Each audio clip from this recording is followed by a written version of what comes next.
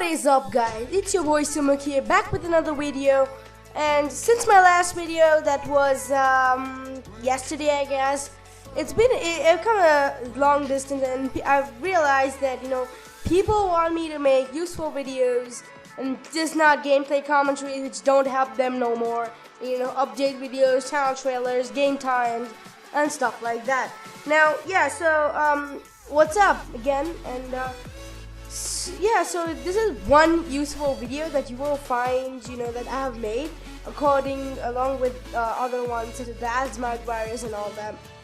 So yeah, so many people have potato PCs, and the definition of a potato PC is a PC which can't run the latest games. And not many people have the latest and greatest PCs in order to actually put forward with their games.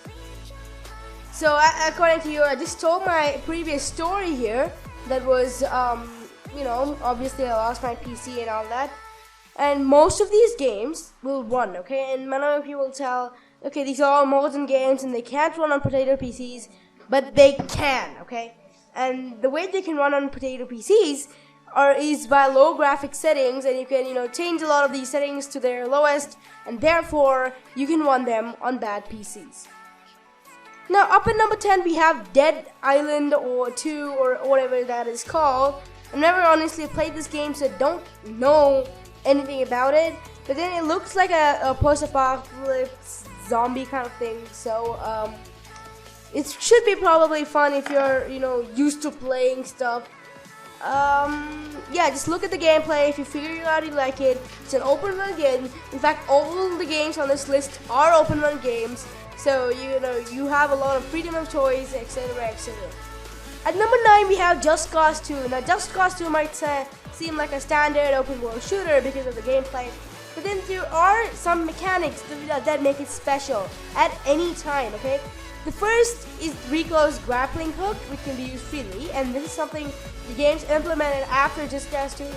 Not only can this hook be deployed at any time, it can allow Rico to zip around walls, hang from ceilings, pull people towards him, like a sniper who's standing there. You can just pull him towards you and kill him, and stuff like that. So even you also got a parachute, and you can just go ahead, jump, use the parachute and stuff. So it's an absolute blast to play. The players are free to move around and fight in whatever the way they feel, with all the weapons available to them, including pistols, machine guns, shotguns, rocket launchers, etc., storming to the island of Panau. As always, action-packed as always, is satisfying.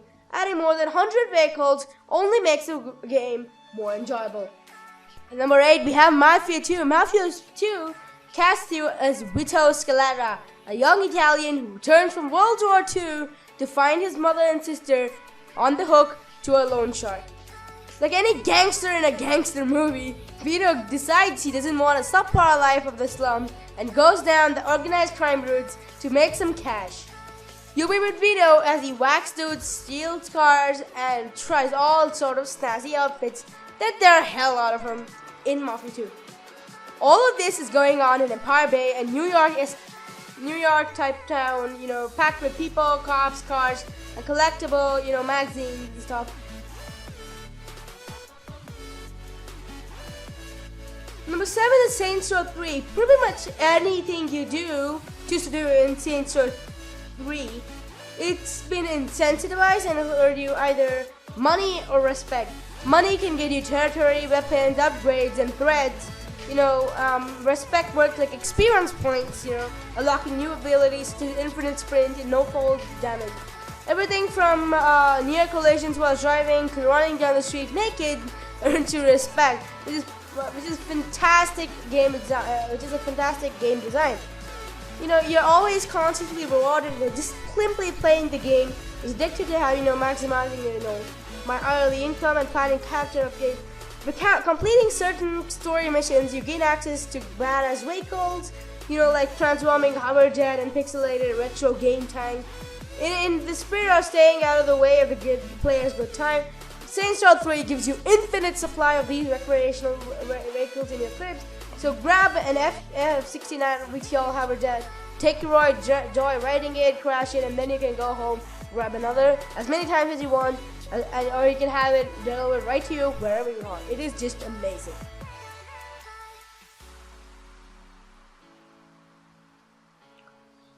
Now, Driver San Francisco is something that, has been in the controversy for the past few years, and that's mainly because many people actually use the immense graphics of it to come out and show it's like GTA 6 and stuff like that.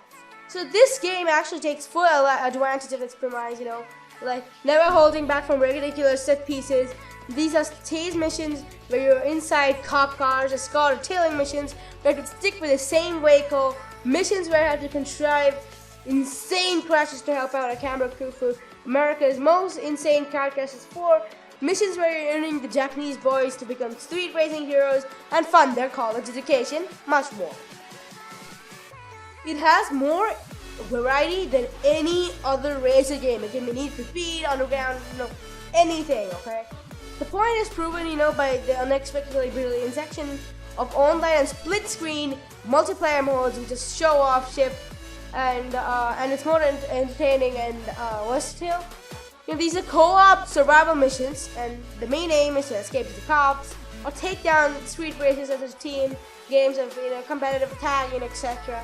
You can drive head-on into a truck. You can shifting into another car when you drive, stuff like that.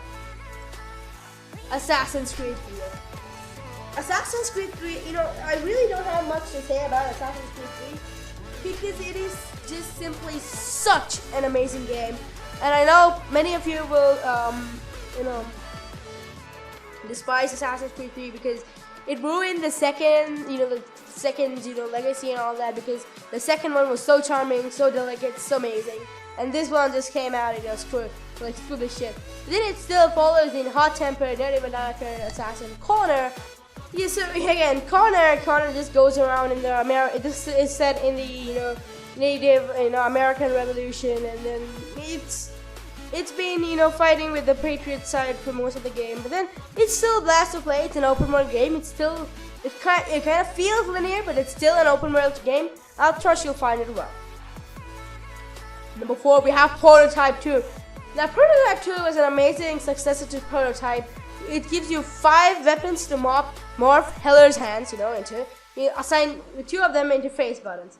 See, so Heller is the protagonist of this game, and it's in Mercer. Mercer is one of the antagonists here, and allows him to create these tools of destruction: leap tall buildings in a single bound, ingest people so he can steal their memory and shift into their form. He's also packing the ability to turn people into biobombs. So yeah. So it's a delicious, amazing gameplay. Leaping into there, targeting a foe, swooping in for a claw attack that beheads the bad guy is fun. Sneaking around like a base, designed as a soldier, and absorbing enemy enemies is amazing as well. Prototype 2 actually excels at making you feel like a badass. Uncharted 3. Now, Uncharted 3 was the, amazing. It's amazing. I don't know how to describe this game. It's amazing. And some people say, no, this won't run on low-end PCs because it's, supposedly a very high graphic intensity game. That isn't true. And I've personally run it on my laptop. There is a bit of lag and all that bullshit, but then, come on, you just need to put it to the lowest settings possible. And the display settings, lowest resolution, no pixel shading and all that, good stuff, because your PC is a potato, okay? So, if you want to play these games, you gotta set to the lowest graphics setting. Yeah, so the original Drake's version set the bar for visuals and third-person adventure on PS3. Uncharted 2, among these, greatly improved on that, okay? It added multiplayer, climbed to the 2009 IGN Game of the Year award. That was just a feat because there's so many games released every year and all that. So developer Naughty Dog actually spent 2 years since the man making bigger moments, platforming in a capsized cruise ship and surviving cargo plane crashes, and working on the few complaints from the last title. Complaints primarily stemming the fact that some Uncharted 2 felt too much like the original Uncharted. GTA 4. the Grand Theft Auto franchise. They're telling me who didn't like San Andreas, GTA 3, Vice City Stories, Liberty City Stories, and so on. GTA has come a long way since its original releases, and now it's one of the best games that have shaped the entire culture of games. The franchise had rocketed due to mass popularity, and after Grand Theft Auto 3 release, and the ground rules were set for a different style of game. Since then, we've seen slight alterations and all speaks into the core formula with Vice City and San Andreas. 4 represent another step forward. This is the game that strips down a lot of the many zany characters from the past. And please don't think about it. There are no more dumb shit like, lowrider challenges, dancing in RC playing missions and other bullshit like that. Because Grand Theft Auto is for pros. And yes, it will run on bad, computers. Because, again, you set it to the lowest graphics. How DirectX 9 3D enabled and all that. Yeah, all the good stuff. Sleeping Dogs. A unique, multifaceted experience. Like this makes that's just a pep talk here. The real story is completely different, guys. I mean, seriously, you would be expecting something like GTA San Andreas because it has such an open world, or stuff like GTA 5 or something. Yeah, some other open world like Watch Dogs. But then the open world game that's on the top list is Sleeping Dogs, not only because it kicks out the high graphic stuff here, but it's also it makes most of the most story missions will be police cars ramming into street lights with your car, accidentally starting with a civilian, letting stray bullets seep into the forefront. Now this is like the real world, okay? And this is nowhere like the bullshit that happens in GTA that you kill 5 people, cops don't care. It's that kind of stuff. So if you hit someone, you automatically get this thing, and if you go on the pavement and stuff, you automatically get one to start. And it's actually true, and that's actually happened. So, but this is balanced by your brutality with triad members, Using the game's array with exceptionally gory kills is a great way to build that triad meter to its maximum level as quickly as humanly possible. The experience system's dynamics will keep you on your chores and because you can replay missions once you're completed. You can always go back and try things a little differently. If you're unsatisfied with the outcome, etc. Stellar voice acting simply adds to this emphasis on the realism and believability.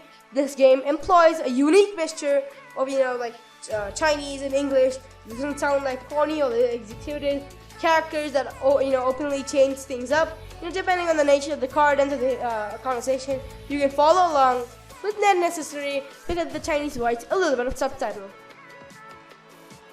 Now, I hope you like this, guys. This has been a top 10 list of keeping the most the best open world games for PC. And I hope you try at least one of these games out because I'm pretty sure they can be a thriller for you, except the last one because I don't know. Thank you all for watching. This is your host Sumuk Shashidhar, and this is Sumuk's Backyard signing out. Goodbye.